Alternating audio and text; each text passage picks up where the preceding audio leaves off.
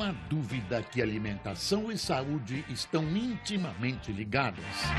Mas será que você já parou para pensar como e em que condições foi produzido o seu último jantar? Transgênicos, orgânicos, lights, novas fórmulas e variedade de produtos colorem a prateleira dos supermercados à espera do nosso carrinho de compras. Até que ponto certos alimentos prejudicam ou ajudam a nossa saúde? O boca a boca popular cria verdades e mentiras sobre o que ingerimos. Em outros tempos, comer ovos, azeite, tomar café e tantos produtos que eram vilões, agora temperam o menu da boa refeição. Os mitos sobre a nutrição de nossas aves e carnes bovina e suína geram discussões intermináveis. Dúvidas que serão esclarecidas pelo zootecnista e professor da Universidade Federal de Lavras, Antônio Gilberto Bertechini. Ele é o nosso convidado do Canal Livre.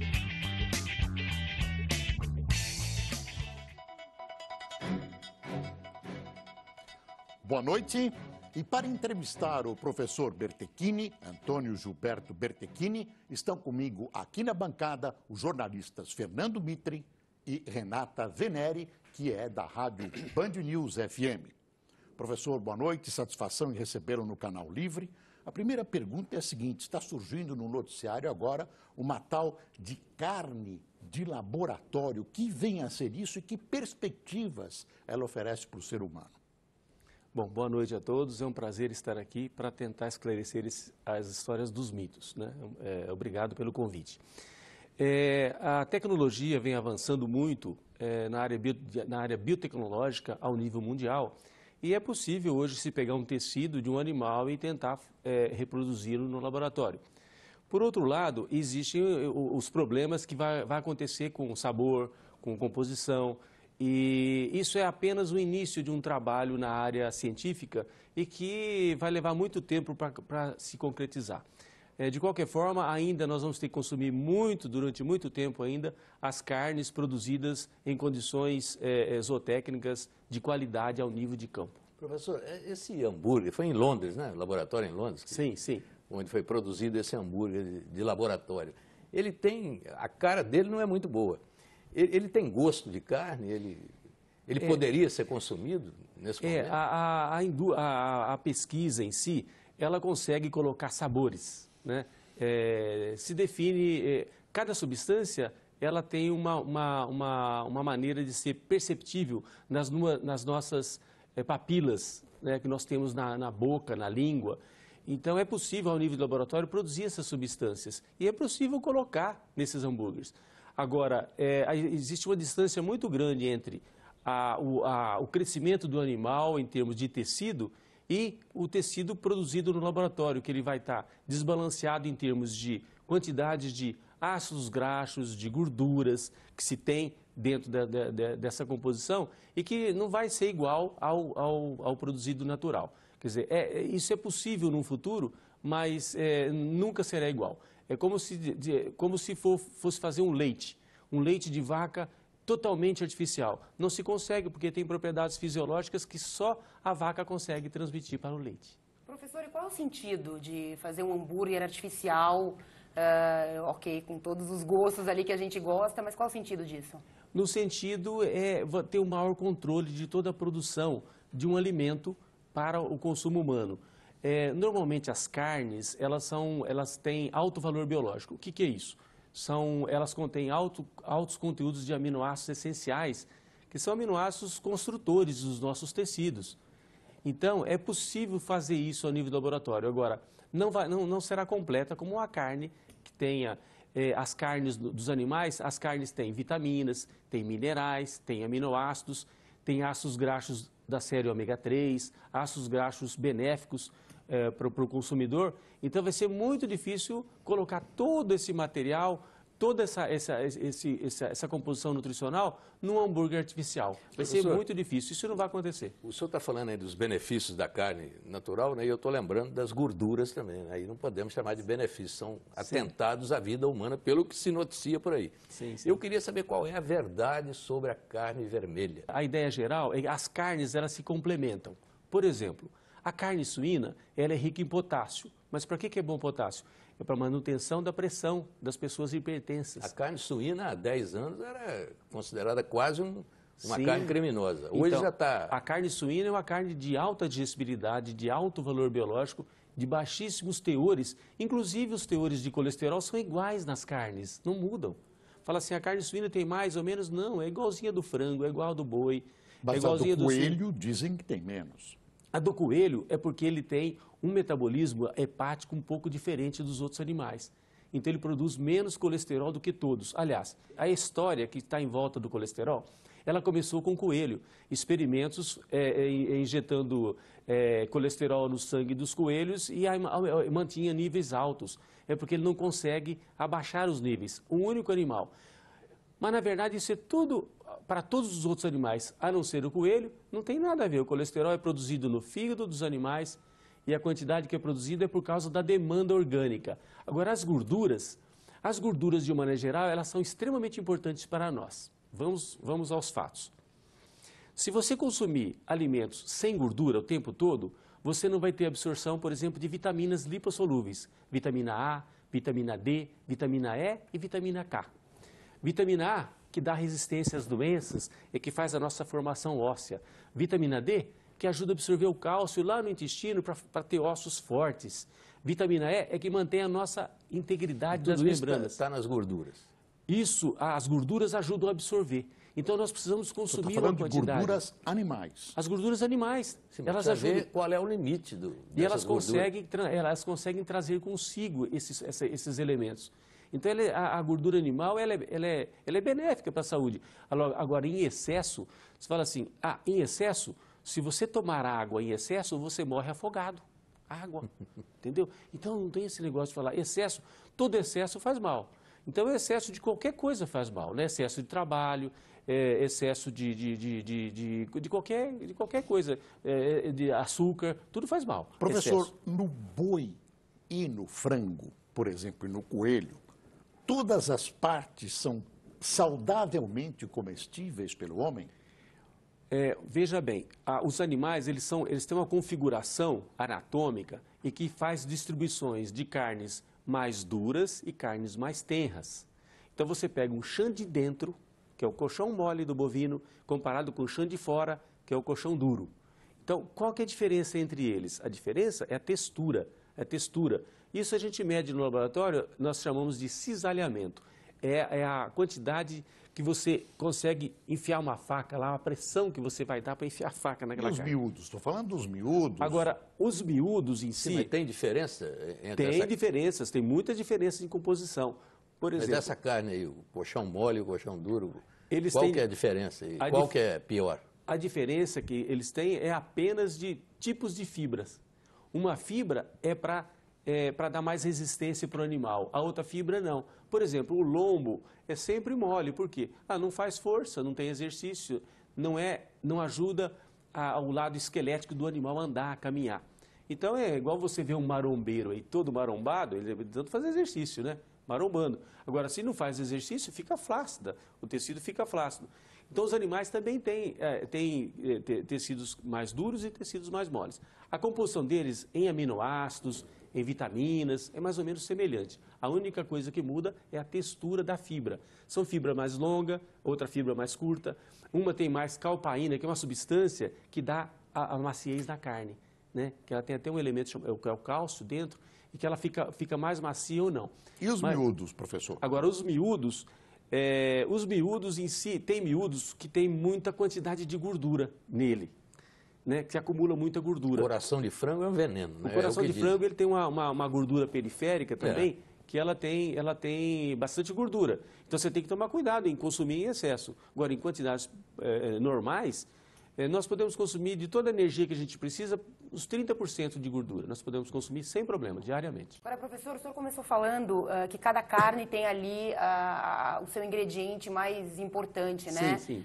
Embutido. O senhor falou potássio na carne de porco, B12, vitamina B12 na carne, né? Vermelha. Enfim, boi. E no peixe e no frango. E por que a gente deve, é por isso que a gente deve variar? Cada um tem um componente mais importante, é por isso que o nosso cardápio tem que ser recheado de todas elas ao longo da semana? Sim, essa que é a ideia, é uma ideia moderna. Você tem que pegar, assambarcar tudo que você precisa. Uma carne só não fornece. Então você tem que comer um dia uma, outro dia outra, e você vai com isso pegando as suas deficiências e completando. Então você faz uma nutrição melhor. Então é moderno hoje você mudar o tipo de alimento todo dia. Você consegue mais nutrientes e a nutrição sua fica mais completa. A carne não interage de maneira não saudável com algum alimento? A interação que a carne poderia ter em alimentos em si, eu não tenho conhecimento, não tenho científico a respeito de interação da carne com outros alimentos no processo digestivo e de absorção. Nós temos carnes que têm um tempo maior de digestão, outras carnes que têm tempos menores de digestão. Por exemplo, carne de peixe, ela é digerida rapidamente, a carne suína mais rapidamente, a carne bovina é um pouco mais devagar devido ao tipo de fibra, mas a interação não existe essa interação eu não conheço uma interação. Mas, professor, com relação aos diversos tipos de carne, por exemplo, você falou peixe. O peixe é mais saudável do que a carne vermelha. Quanto a isso, não há dúvida, ou há alguma dúvida? Eu não diria que existe diferenças, porque a carne vermelha ela tem os mesmos aminoácidos essenciais do que tem a carne de peixe. Mas e o colesterol?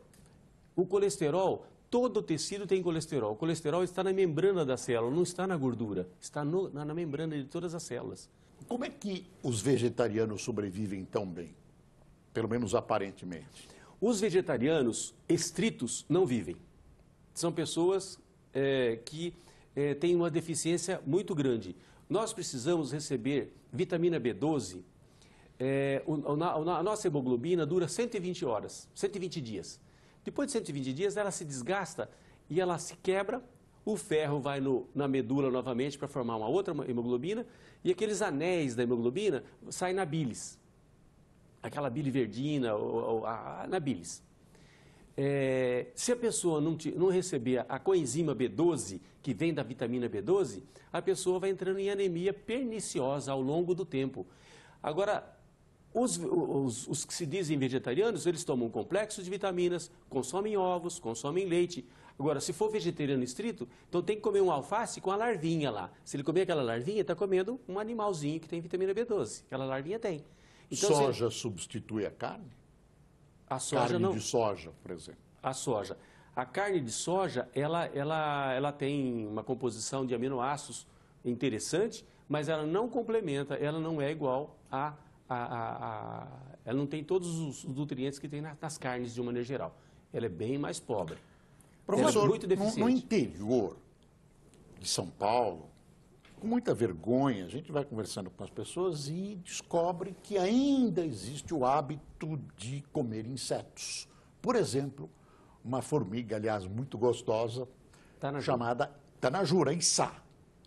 Içá com arroz, hein, Mitre? Você já comeu? Já, claro, diz que é gostosa e mais de uma vez. Diz que é, mas é gostosa? Claro que é cítrica. É uma na coisa que eu recomendo. Na Colômbia é comum. Você já comeu, professor? Na Colômbia, sim. Aquela bundinha, eles fritam ela. Que já tem só a parte traseira. Já tem a gordura frita, aquilo tira gosto de cerveja, de Mas pinguinha, isso foi alimento na cidade de São Paulo.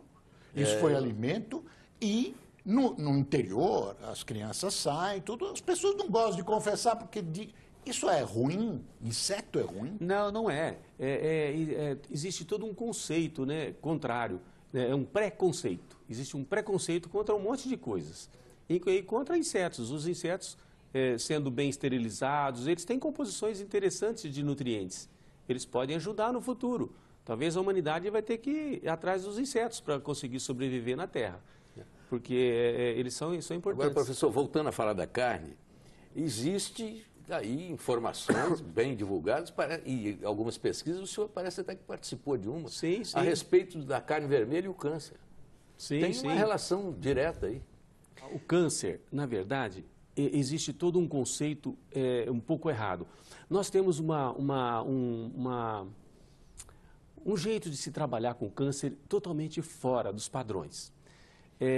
A medicina em si, ela está preocupada no diagnóstico e no tratamento, mas não nas causas. Então, quais são as causas do incremento, por exemplo, de câncer de mama e de próstata? Eu tenho um projeto grande nessa área, a gente vem trabalhando já há uns 10 anos sobre isso.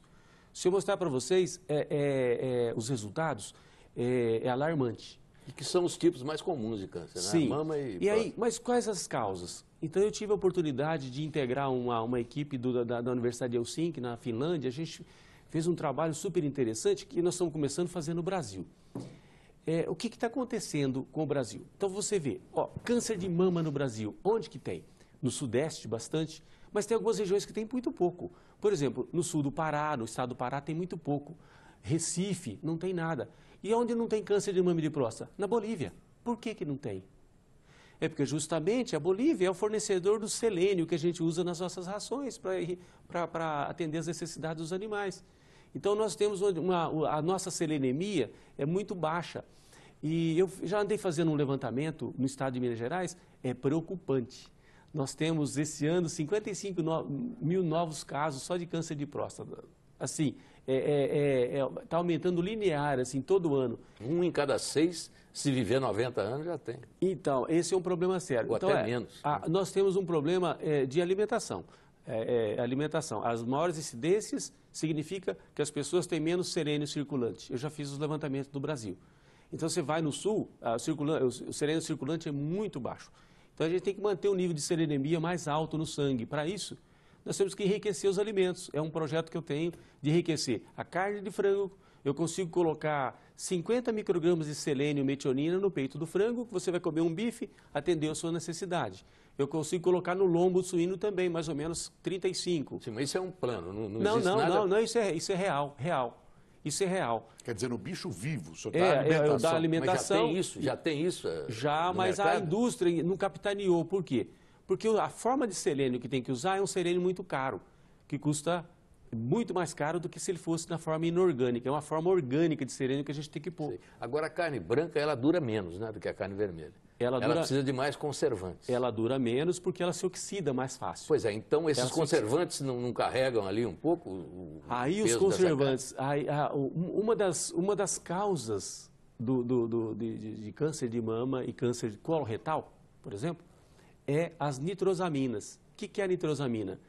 São as carnes se degradando junto com o nitrito que se coloca para conservar, para ficar com aquela cor bonita. E como é que a gente sabe que a carne está se degradando? Compra um frango no supermercado e põe na geladeira. Nós temos testes, a gente tem teste rápido. Tem a validade. A validade pode se levar a sério. A validade, sim, a validade, se ele estiver resfriado, né? O Ministério da Agricultura tem uma preocupação muito grande nesse sentido. E tem multado frigoríficos que não mantêm refrigeração e que não mantêm a qualidade. É muito importante ver a qualidade na hora que você vai comprar.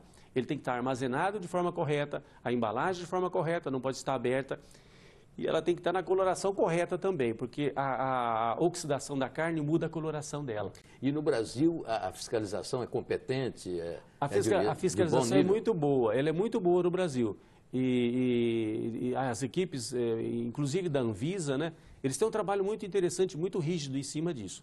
Só que existe a necessidade de toda a população conhecer as coisas também. Né? A dona de casa separar um alimento que está estragado de um que não está estragado. Então, há necessidade também de educação. Nós precisamos de educação alimentar. O Brasil precisa de educação alimentar. A gente está aqui conversando, eu fico imaginando o telespectador que já ouviu falar, tudo que a gente ouviu falar também, né, de médicos, de pessoas muito bem informadas e tal, que trabalham com isso, lidam com isso, em relação à alimentação e doença. E aí a gente fica aqui pensando o que perguntar para esclarecer, né? Porque o que a gente está aqui fazendo é justamente tentar esclarecer. Eu queria voltar à questão do suíno, né, do porquinho. O porquinho lá atrás, a gente lembra do porco lá chafurdado na lavagem e tal, ele era um porco sedentário. E hoje o que mudou, o que nos faz crer que a gente possa vir a comer a carne do porco, é que ele é mais ativo, ele é um porco que come outras coisas, come uma ração mais saudável e ele está em atividade, ele fica lá soltinho, saltitando. O que mudou? Por que agora eu posso comer porco e até outro dia eu não podia? Na verdade, são mitos também. No passado, os animais eram muito gordos, eles tinham gordura. O suíno era usado para tirar a banha para fritar as coisas, para fazer o arroz, para fritar o ovo, para fritar a carne. Então, tirava a banha. Hoje, a gente tem os óleos vegetais que fazem esse papel. Então, esse papel de gordura perdeu o suíno. Então, através de genética, de melhoramento, investimento bastante na parte de genética dos animais, se tirou. Os animais são bastante magros hoje e tem um tecido muito... a parte de rendimento de carne aumentou e também... existe na legislação, não se pode alimentar animais com lavagem. Então, não existe essa possibilidade, porque a ração que a gente dá para os animais é uma ração que nós, humanos, podemos comer. Esse é o conceito. Você vai dar uma ração para o animal, aquela que você pode consumir ela e não vai te fazer mal. Então, não é jogar resíduo para os animais. A história de usar os animais para consumir resíduos, isso não existe mais. Não existe mais e isso é proibido e não cabe mais nos tempos modernos essa história. Então, o porquinho, né, como a Renata perguntou, já está absolvido, podemos comer sem nenhum problema. Ele é uma carne... Aquele bicho que dava na carne de porco, o bicho que vai para o cérebro, aquilo acabou. Cistercose. Essa cistercose, né, é uma tênia, né, que ela absorvida, ela entrava na corrente sanguínea e conforme ela localizava em qualquer ponto do cérebro, a pessoa ficava doida de um jeito, doida de outro, batia a cabeça, né, ficava totalmente, com a embreagem desregulada.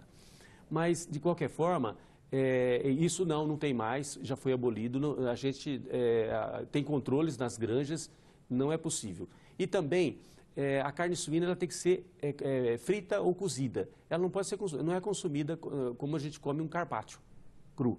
Né? Então, a gente come a carne cozida, que aí também reduz os riscos. Professor, mas nas nossas criações são altamente tecnificadas, já foi abolida. Não existe mais cistercose no Brasil, graças a Deus.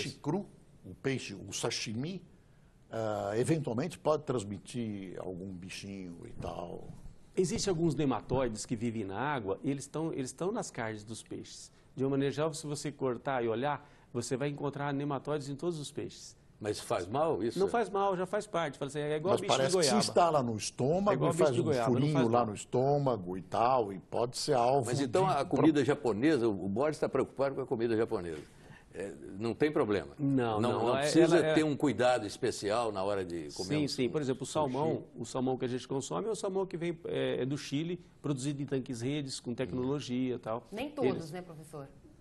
Alguns... Nem todos, né? É uma maioria. O Chile está exportando para o Brasil 400 mil toneladas ano de salmão agora. Mas conversando com uma chefe de cozinha um dia, ela me disse que não tem mais salmão realmente do Chile e que existem os peixes de cativeiro que recebem corantes, conservantes, ficam ali laranjinhas ou da cor do salmão mesmo, né? Da cor salmão. E a gente acaba comendo como se fosse o salmão rico em ômega 3 e tal, e não é bem assim, é isso? O ômega 3... Na verdade, o peixe não produz ômega 3. Então, essa história de ômega 3, existe toda uma conversa errada, fiada sobre o ômega 3.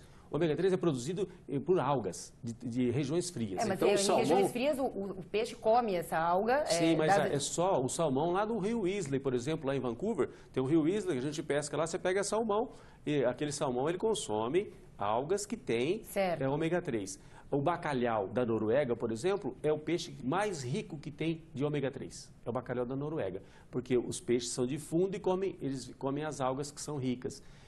Só que ele tem pouca gordura, mas aquela pouca gordura que tem no bacalhau é riquíssima em ácido chamado EPA e DHA. Professor, quer dizer que o ômega 3 não é o óleo de salmão, ele não sai do óleo de salmão?